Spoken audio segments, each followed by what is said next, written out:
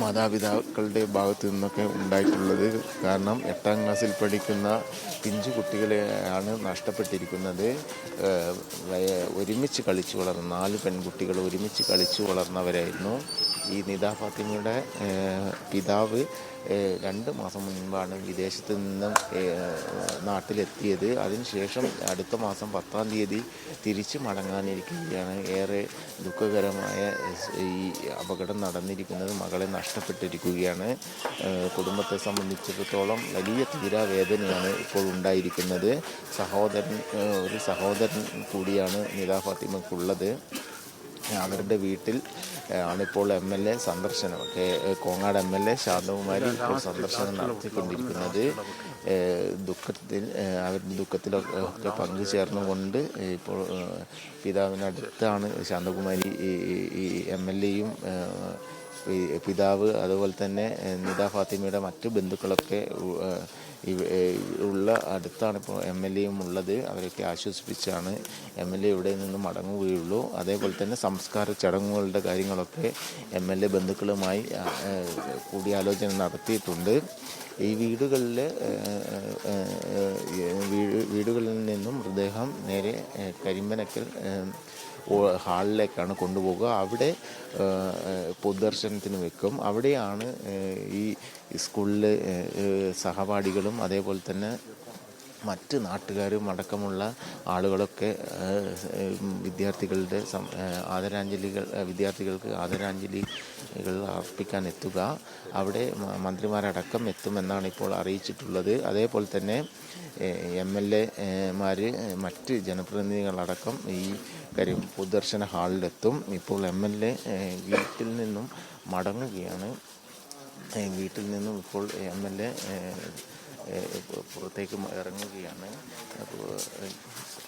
നമ്മളിപ്പോൾ തീരുമാനിച്ച പ്രകാരം ഇപ്പോൾ അതത് വീടുകളിലേക്ക് രാവിലെ എത്തിയല്ലോ. ഇനി ഇവിടുത്തെ വീട്ടുകാരും ഇവിടെ പ്രാർത്ഥന ഇതെല്ലാം കഴിഞ്ഞ ശേഷമായിരിക്കും പൊതുദർശനം ഉണ്ടാകുക. ഏതാണ്ട് ഒരു 8:30 8 മണിക്ക് ഇവിടെ ആളുകൾ കുറയുകയാണെങ്കിൽ 8:30 ഹാളിലേക്ക് വരാം. 10 മണി വരെ എന്നാണ് അവിടെ പ്രതീക്ഷിച്ചിരിക്കുന്നത്. ബഹുമാനപ്പെട്ട നമ്മുടെ ജില്ലയുടെ ചാർജുള്ള 2 മന്ത്രിമാർ വരികയാണ്. അവരെല്ലാം 8:30 എത്തും ഇവിടെ. MP രാജേഷും അതുപോലെ തന്നെ നമ്മുടെ ഷൂട്ടി മിനിസ്റ്ററും രണ്ടാളും 8:30 എത്തും. ബാക്കി വിദ്യാഭ്യാസവുമായി ബന്ധപ്പെട്ട് അവരുടെ ഡയറക്ടറേറ്റ് ഉൾപ്പെടെയുള്ള ഉദ്യോഗസ്ഥർ വന്നുകൊണ്ടിരിക്കുന്നുണ്ട്. എല്ലാവരും ഹാളിലേക്കാണ് വരിക. അപ്പോൾ അവിടെ ആയിരിക്കും കുറച്ചുകൂടി നമുക്ക് സൗകര്യം. ഇവിടെയുള്ള ബന്ധുക്കളും മറ്റുമായിരിക്കുമല്ലോ കൂടുതലായിട്ടുള്ളത്.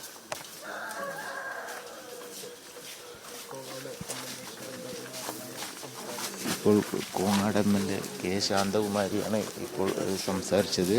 അദ്ദേഹം പറഞ്ഞത് മന്ത്രിമാരായ MP രാജേഷ്, K കൃഷ്ണൻകുട്ടി അടക്കമുള്ള മന്ത്രിമാരും ഈ പൊതുദർശനം നടക്കുന്ന ഹാളിലെത്തുമെന്നാണ് അറിയിച്ചിട്ടുള്ളത്. അതേപോലെ തന്നെ വിദ്യാഭ്യാസ വകുപ്പിൻ്റെ ഡയറക്ടർമാരടക്കം ഈ പ്രദേശത്തേക്ക്, അതായത് അപകടം നടന്നിട്ടുള്ള പ്രദേശത്തും അതേപോലെ തന്നെ സംസ്കാര ചടങ്ങുകളിലും പൊതുദർശനത്തിലടക്കം പങ്കെടുക്കാൻ വേണ്ടി എത്തുമെന്ന കാര്യമാണ് MLA ഇപ്പോൾ വ്യക്തമാക്കിയിട്ടുള്ളത്.